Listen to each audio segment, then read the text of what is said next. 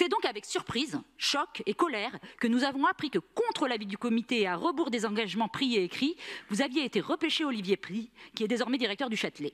Mes questions sont simples et je vous demande vraiment d'y répondre personnellement, pas de botter en touche ou de faire répondre par quelqu'un d'autre, car elles sont d'importance primordiale. Elles sont importantes pour le débat public. Je n'ai pas besoin de vous, Elles sont importantes pour le débat public car la presse n'a pas pu obtenir de réponse de votre part sur ce choix qualifié dans certains articles de fait du prince. Elles sont importantes pour toutes les femmes qui œuvrent dans la culture, car il se trouve que ce qui s'est déroulé au Châtelet est la norme. C'est sans arrêt comme ça. De nombreuses journalistes et femmes de théâtre me l'ont confirmé, me précisant la seule différence, c'est que d'habitude, personne ne parle, personne ne raconte. Alors cette fois, parlons-en, s'il vous plaît. Parlons-en et permettez-nous de comprendre ce choix individuel, contraire à toutes les notions de compétence qu'on se plaît à nous rabâcher lorsqu'il s'agit d'expliquer l'absence des femmes dans le milieu de la culture.